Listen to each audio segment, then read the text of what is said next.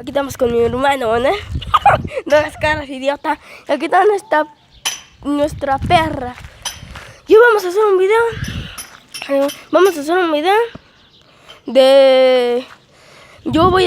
Este Manuel me va a estar atacando a mí. Yo le voy a hablar a la perra que está ahí, para que Manuel lo venga a morder. A ver si es muy rescatadora y la va a morder de esto que trae aquí.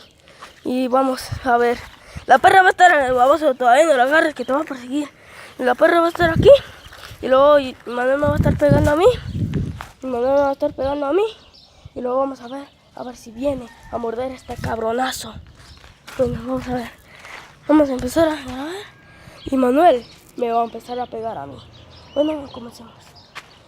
De mientras que busco dónde poner el celular, voy a hacer un corte. Ahora sí, mamá, la tengo lista. Ya. Bueno, comenzamos a ver el video. Y bueno, Manuel, empiézame a pegar a mí. Cabrón. Hola, ayúdame, cabrona. Hola, ayúdame, cabronaza. Cabrona. Hijo de su puta madre, ayúdame.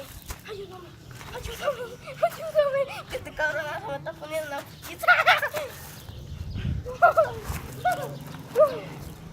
Vamos, cachira. Ay, se le empezó a morder. Vamos, paloma. Cómetelo, cabrona, cómetelo.